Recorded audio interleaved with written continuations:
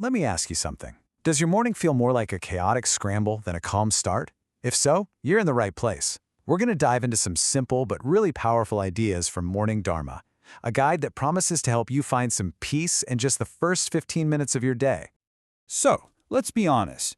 Does your day really begin on your terms?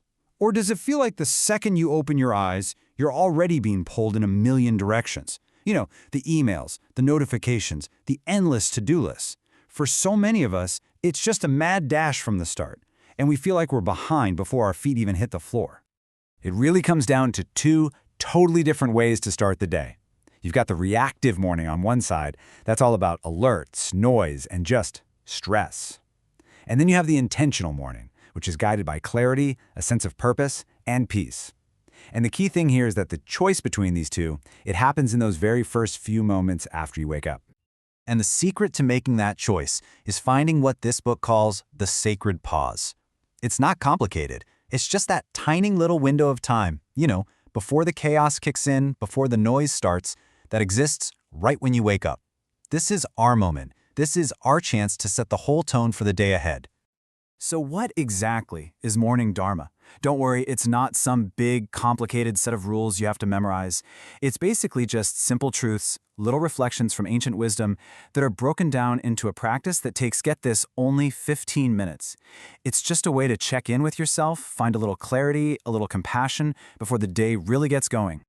Okay, so how do we actually do this? Well, the whole practice is built around four really simple but kind of profound truths. Let's walk through them one by one. All right, let's start with the very first truth. It's all about recognizing something so basic we almost always forget it. You have woken up. I know, it sounds almost too simple, doesn't it? But it's so easy to just blow right past this fundamental gift in the rush to get on with the day. Just acknowledging this simple fact is the first step. And when you think about it, it really is a kind of miracle. All of yesterday's baggage, the worries, the little mistakes, all of it, it's gone. Today is a completely clean page. The idea is to just let go of all that weight and meet this new day for exactly what it is, with a little bit of gratitude. And this brings us to our first little moment of reflection. This isn't a quiz, it's just a question to sit with for a second. How will you honor this brand new beginning? Okay, moving on to the second truth. Now this one's a real game changer. It's about finding a resource that you already have inside you. The second Dharma is this: peace is your nature. Think about that for a second. This means peace isn't something you have to create out of thin air or fight for. It's your default setting. It's already there. Because let's face it, the world is going to get loud. That's pretty much a guarantee. But this idea reminds us that underneath all the waves of emails and traffic and mental chatter, there's this deep, quiet stillness. That's your home base. You don't have to build it. You just have to remember it's there. And you can get back to it anytime with just a single conscious breath. So the book asks us to just pause here and notice, right now, in this very moment, no matter what's going on around you, can you feel that quiet that's holding you, that stillness that's always there underneath it all? And that leads us to the third reflection. This one takes us from that inner awareness and helps us bring it out into the world. The third Dharma is that kindness is the truest wisdom. Now, I know that might sound a little soft, maybe, but it's actually framed as our greatest strength, because our first actions really do set the tone for everything that follows. So, what does this actually look like?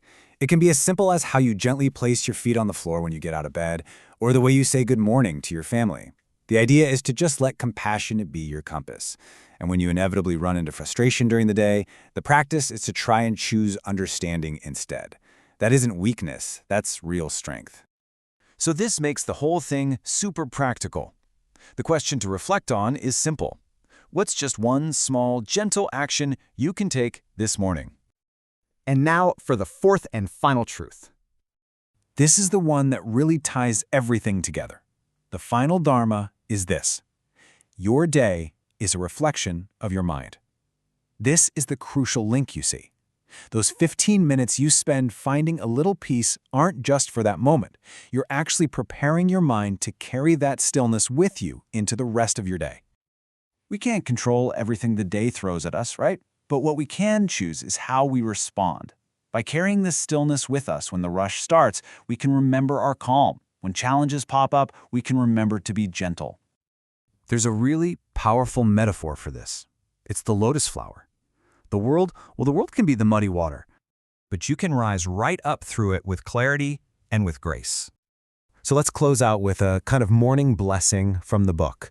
You've already given yourself this gift. You've planted these seeds. May you carry this stillness in your heart. May you meet this day with a calm mind and a gentle spirit.